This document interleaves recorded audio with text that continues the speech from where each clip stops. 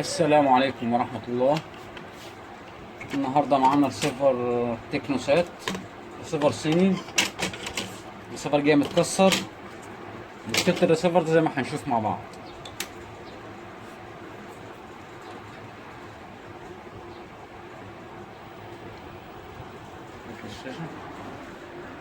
الرسيفر هنا شغال معانا، مفيش أي مشكلة، بس الريموت مش شغال. الريموت مش شغال والزراير مش شغالة وشاشة البيانات فاصلة.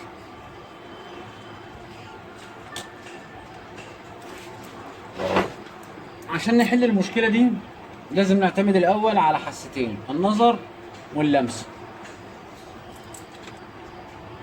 أنا أول ما فكيت الوش حسيت بحرارة عالية من اي سي كنترول الخاص بالشاشة.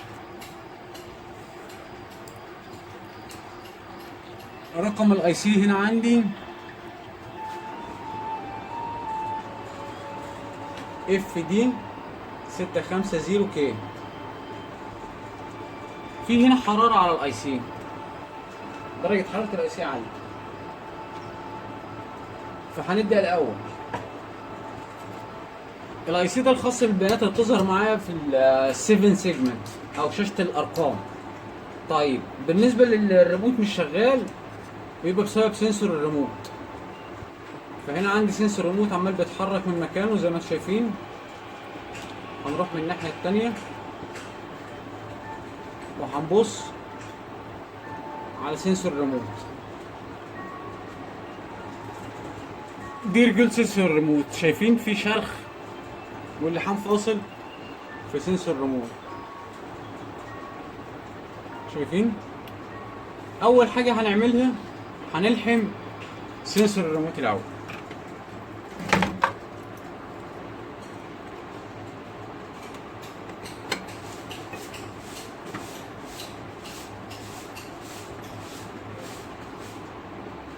نبدأ نثبت سنسور الريموت في مكانه.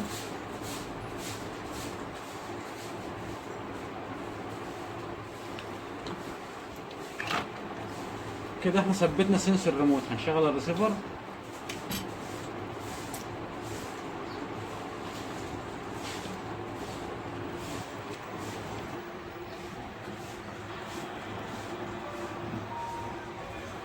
تمام، هات الشاشة.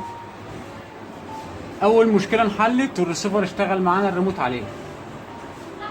طيب حاليا احنا عايزين ال7 سيجمنت او شاشة الارقام تبدأ تشتغل معانا. هنغير الاي سي ده. طبعا الاي سي ده موجود في الريسيفرات الصيني بالكامل، يعني متوفر في الريسيفرات الصيني. رقمه اف دي 650. هنجيب بورد خلع من عندنا.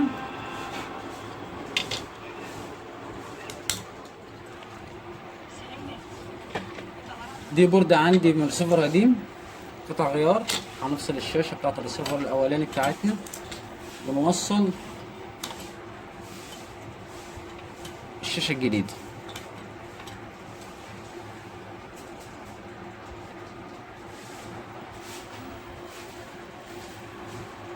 زي ما احنا شايفين البوردة دي سليمة. هنبدأ ناخد منها الاي سي. هنبدأ الأول نخلع الاي سي.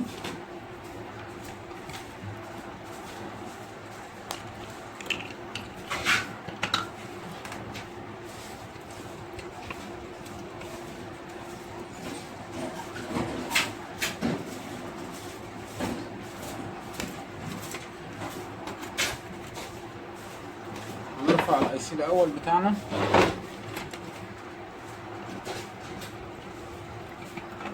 هنبدأ ناخد فلكس.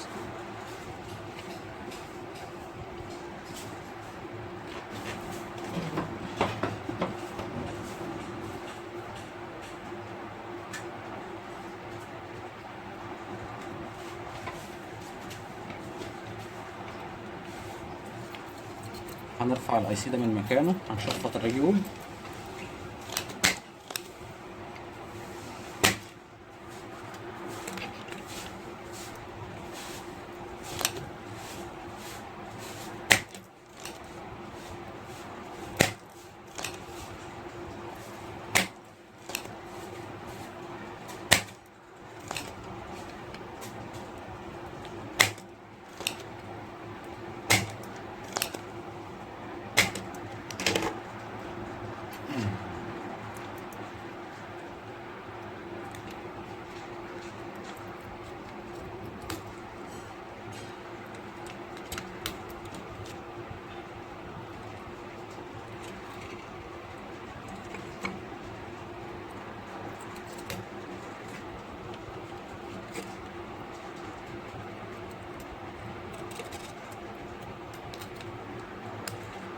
كده احنا رفعنا الاي سي التالف.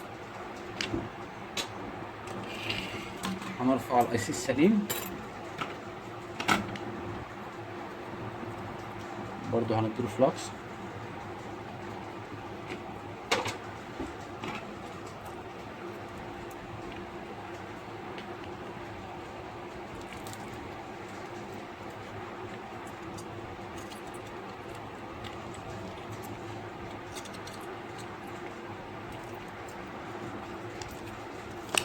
هنبدأ نشفط الرجول بتاعته.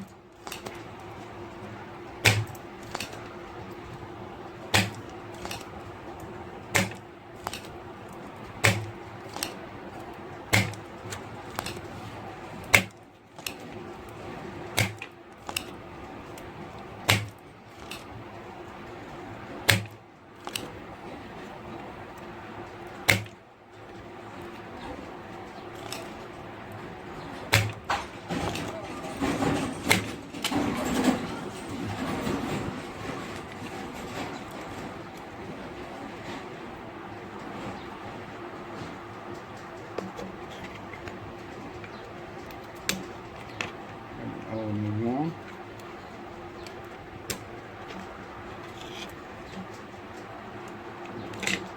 كده احنا خدنا الاي سي السليم.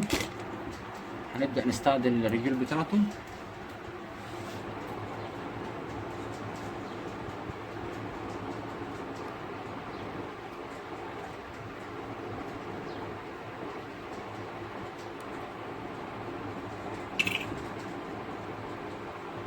نبدأ نمشط الرجول.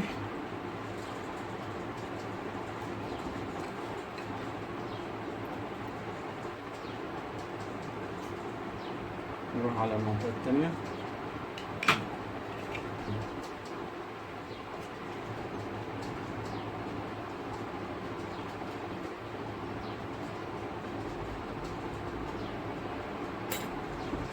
نبدأ برضو نمشط الرجول معانا.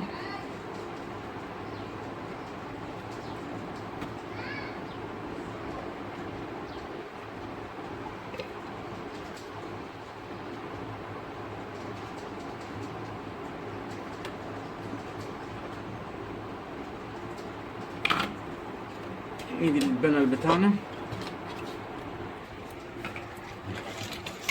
نفضي مكان الرجول ونجهزه للحام.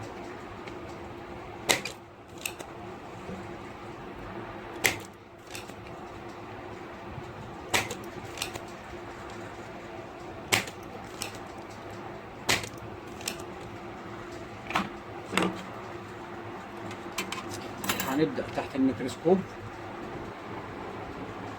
نبدأ نبص اتجاه الاي سي موجود هنا. ده اتجاه الاي سي.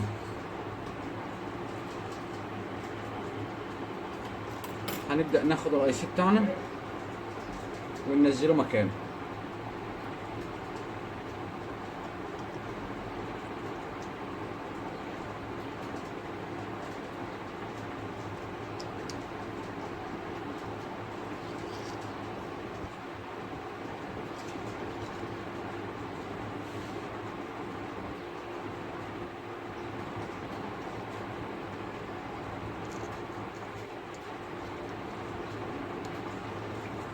نبدأ نشوف ادي اتجاه الاي سي مع النوتش اللي تحت.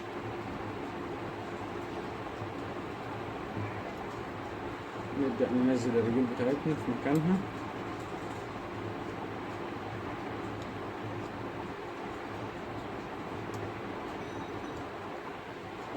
نتأكد ان جميع الرجول نزلت في مكانها.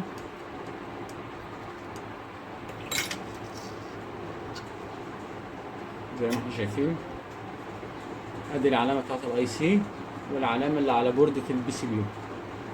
هنبدأ نروح عن المنطقة التانية ونبدأ نلحم الاي سي.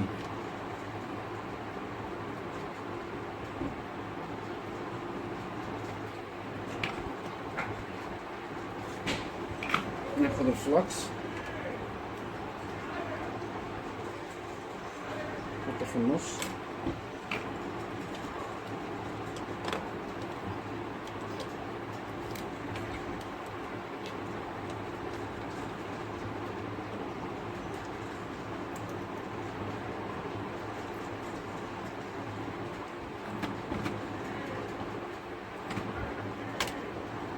هنبدأ نلحم الاي سي في مكانه.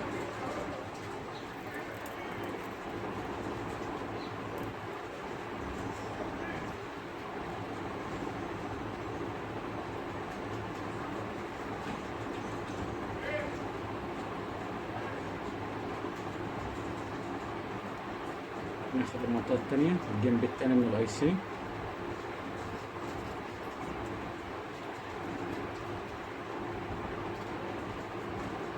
نبدأ بقى نرجع اللحامات. ناخد اللحام الأولاني،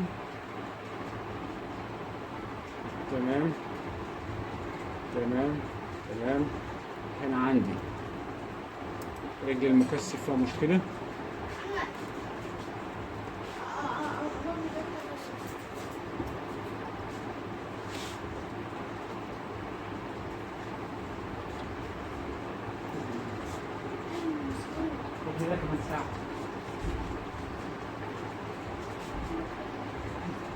نبدأ نلحم الرجل دي كويس.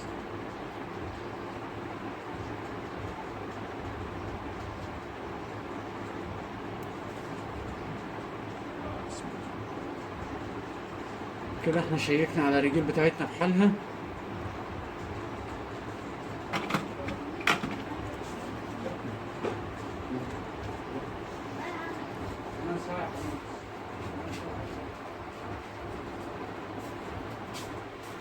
نبدأ نعمل عملية تنظيف.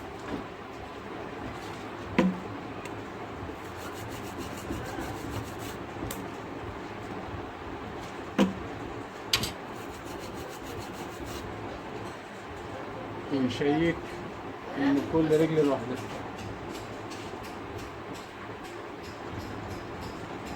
خليكم معايا. رجعنا تاني، كان في زبون بس في المحل. نبص على الرجول كويس، تمام كده. الرجول بتاعتنا ملحومة. هنبدأ نوصل البوردة في الريسيفر ونشغل.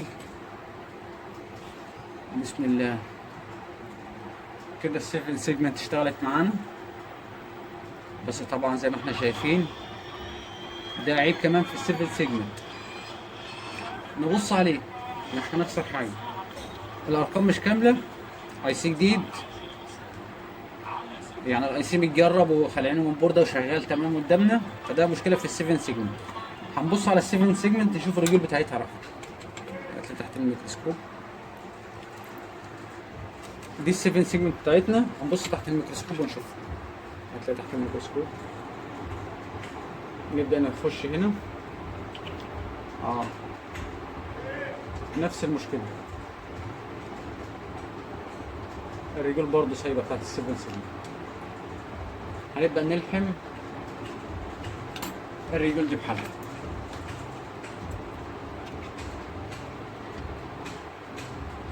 ننزل كده،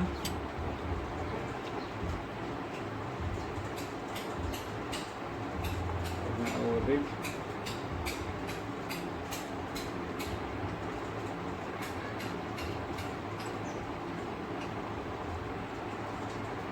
تمام تمام تمام.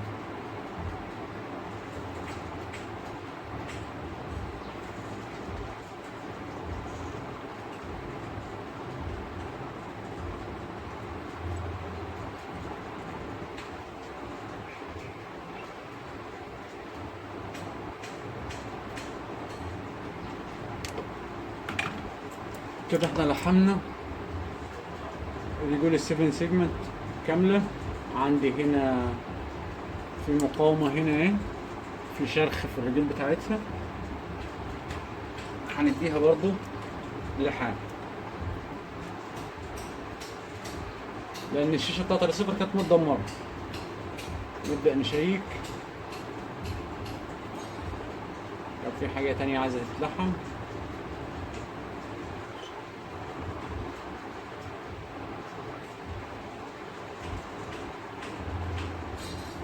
كل حاجة كده مظبوط. نسمي الله ونجرب. بسم الله الرحمن الرحيم. اشتغل تمام.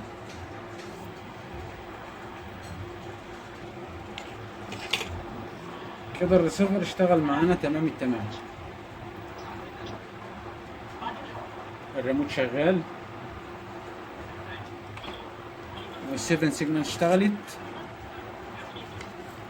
ده شكل وش الريسيفر متدردر من قدام. طبعا الريسيفر ده بتاع ناس، مش كل الناس يعني تقدر تجيب ريسيفر اتش دي، فاحنا على قد ما بنقدر لازم نساعد الناس.